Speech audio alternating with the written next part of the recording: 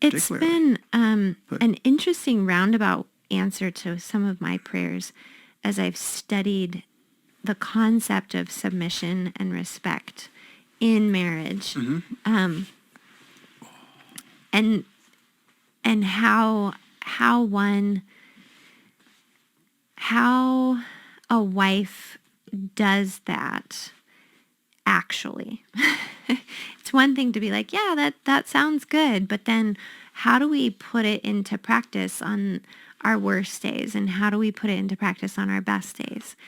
And recently I've realized that something that people have talked about in books that I've read, and on podcasts that I've listened to about the matter of roles in the marriage, but the idea is that the wife supporting her husband, it doesn't just, like, I don't just do lip service to you and say, oh, yes, hun, and then walk away and have my own thoughts or grumble about it. But in actuality, I use my respect of you, my trust in you, to turn others to look towards you for leadership. And in so doing that, I can create a following for you in your children, in your family, in your community around you. Or, flip side, you can tear me down. I can turn rebels. Yep. Like, I can create rebels under your authority. Truth. Yeah, and it was kind of an eye-opening moment and extreme answer to prayer when I realized how, I mean, it seems silly. It seems like, duh.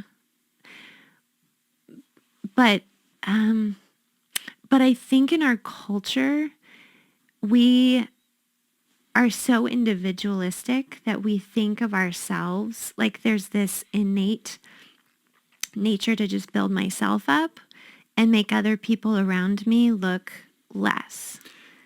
So if I'm in a group, then I'm not going to make the other people in my group look less, but I'll point out how somebody who's not in the group is lower, so then I can elevate myself. And that's taught to us through media, like it's taught through commercials. Yeah, it's pretty natural. I think we do it no matter what. But then, the extremity of it right now, and it's the freedom, American ethos to just be extremely disrespectful to everybody, not just authority. It's like you disrespect or backstab your friends. Yeah.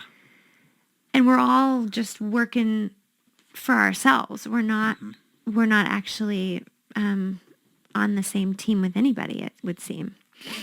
So I was given an opportunity to see this and then teach the children how to do this in their own scenarios, where if you see somebody who's questioning the authority, you can then turn the conversation or the questioning towards the respect and the trust that the group should have, just by saying, oh, but well, he's always got a plan, or we know that his trajectory is seeing all things, so we don't have to worry about how it's going to turn out. Or you just, maybe we should ask. That's usually a good thing. Why don't we go ask? Yeah. See if the person who currently is exercising the gavel has had a thought about this yet or not. And because maybe he's got an agenda, it's all planned out. It's step 5, right? Maybe he's never thought of it. He's like, thank you for bringing that up. Where there are many counselors, the plans succeed. Where there's no counsel, the people fall. So.